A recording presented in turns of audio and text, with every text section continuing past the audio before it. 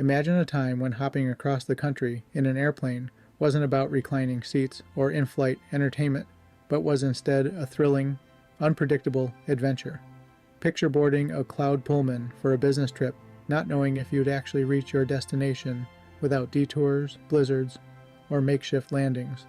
In 1928, C.R. Borkland chronicled a remarkable journey across America, flying through snowstorms and scaling mountain passes, all to demonstrate the transformative power of air travel. This tale isn't just a historical recount, it's a lens into the early days of aviation, an era of courageous pilots, daring passengers, and the growing pains of an industry that would one day shrink the world. Join me as I delve into Borkland's daring escapade and get ready for a vivid snapshot of how far we've come in aviation. Stick around. You won't want to miss these glimpses into the incredible history of flight. We take a little trip by C.R. Borkland, published in Popular Aviation, May 1928.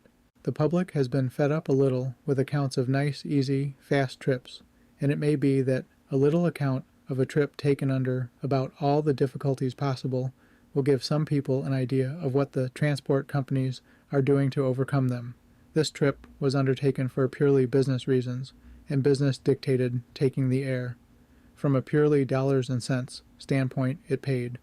Figure the cost of transportation from Chicago to San Francisco, from the Golden Gate City to Los Angeles, then to San Diego, back to Los Angeles, from there to Salt Lake City, Denver, Wichita, and back to Chicago. Figure the expense of berths, meals, tips, and all the other little extras you never can remember and have to lump on the swindle sheet as miscellaneous. Then put a conservative value on your wasted time, the time you spend reading magazines on the train, looking out of the window, trying to sleep nights, trying to stay awake daytimes so you can sleep nights. It actually figured a clear gain in money, and it also permitted me to travel on Sundays, nights, and other times out of business hours.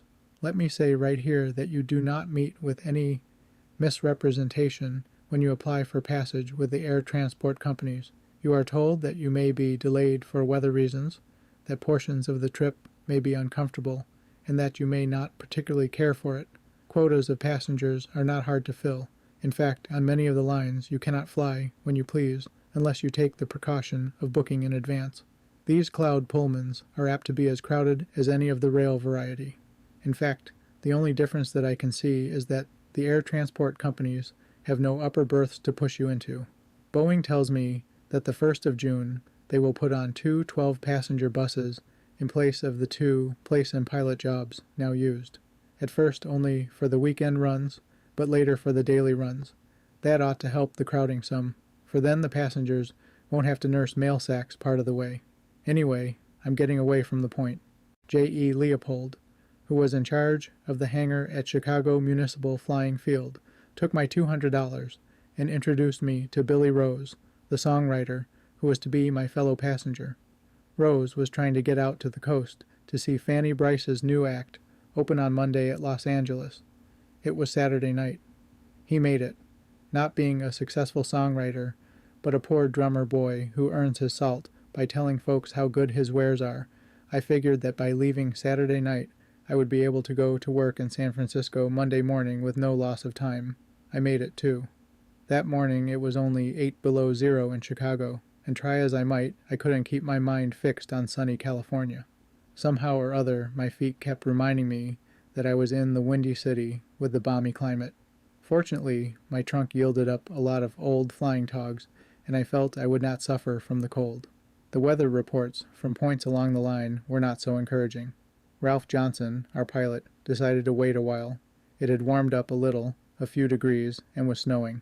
We loafed, swapped lies, and nodded until 3:27 a.m. in Boeing's warm hangar. By that time, Billy Rose had decided that we could reach the Pacific coast quicker by walking.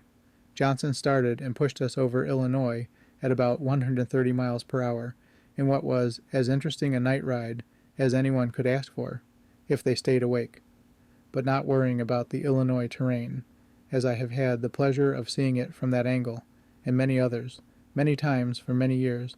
I let Old Man Snooze take charge, and Rose and myself were soon asleep. The drone of the engine ceased, and I woke up by the reverse alarm clock method at 5:05 a.m. We were pulling into Iowa City. 10 minutes were not enough to see the city, so we stayed in while the plane was gassed up. We left at 5:15. More rest. Rose may be a regular songwriter, but he never could write words to fit his snore and make a hit out of it. I woke again with a start. It was 8:19, and we were in Omaha. Doc Coomer announced that we could stretch our legs. Doc and C.A. Sluter told us that the water had frozen, but they had secured a breakfast for us. That was welcome, but we had to eat it in the ship, as we only waited 20 minutes while they changed the mail from one ship to another. There was no loafing after getting started, but the start was a long pull. This time the weather was clear. It was 7:39 a.m. Talk about air travel being fast. Here we are leaving a city 40 minutes before we arrive there. L.L. Bowen, the pilot for this section, tells us to set our watches back an hour. The country west of Omaha is flat and uninteresting. We are flying low. At 10 a.m., we arrive at North Platte and stay only 10 minutes. We leave in the same ship with Bowen still piloting. More flat country, and we reach Cheyenne at 11:20. H.B. Shaver is in charge of the field here, and is as pretty a field as you could ask for. About 30 miles off the mountains, rise right up off the plains. Neither Rose nor myself are so keen about the nice lunch they had for us. Henry Boonstra is flying us. We take off right for the mountains, straight at Sherman Hill, which has the highest beacon in the world on it. If they call these things hills, how high are their mountains? It was just noon when we left Cheyenne, and in about 3/4 of an hour it started in to snow. Snow. It was a blizzard. I never saw anything like the way it swirled around us. We had been flying up a valley, mountains on both sides, and when this snow shut in, you couldn't see them. Boonstra went right down to within a couple of 100 feet of the ground. He was looking for a field where he had made a forced landing 2 years before. How he found it I don't know, because he certainly couldn't see it. It must be the same sort of instinct that brings migrating birds back to the same place year after year. We started circling around. No chance to tell which way the wind was blowing. Snow whirled all around us. Once in a while, we could catch a glimpse of a man on the ground. He caught the idea presently, for he extended both arms and then waved the windward arm forward, something like the crawl stroke in swimming. The field was plenty long enough, but there was a snow-covered haystack at one end. It looked as high as the Wrigley building, but might have been a few feet shorter. The trouble was that it was a disappearing haystack. 1 minute you could see it, and the next minute it was gone. Never mind, with the exhibition of flying that Boonstra had already given us. Neither of us had any doubts about the landing. Down we went, and a good landing on the property of Arthur J. Cheeseborough, who seems to own most of the country around here. It is called Elk Mountain. Mr. Cheeseborough fed us and warmed us until the snow was over. By 3 p.m. it was clear, and a crowd had gathered. About all the inhabitants of Elk Mountain, as you can judge by the photograph. Off we jumped, over more mountains and then a stretch of fairly flat country. Boonstra was trying to save time and make up some of the time lost in the Elk Mountain landing, so we decided to land at Cherokee for gas. There is an emergency field there, and we landed at 3:30. We helped the old caretaker and his wife gas up the ship and took off 20 minutes later. Cold and windy? You never felt anything like it. We would have liked to stay and visit for a while. Sometimes these emergency field caretakers do not see anyone for weeks on end. At 7 p.m., we arrived at Salt Lake City.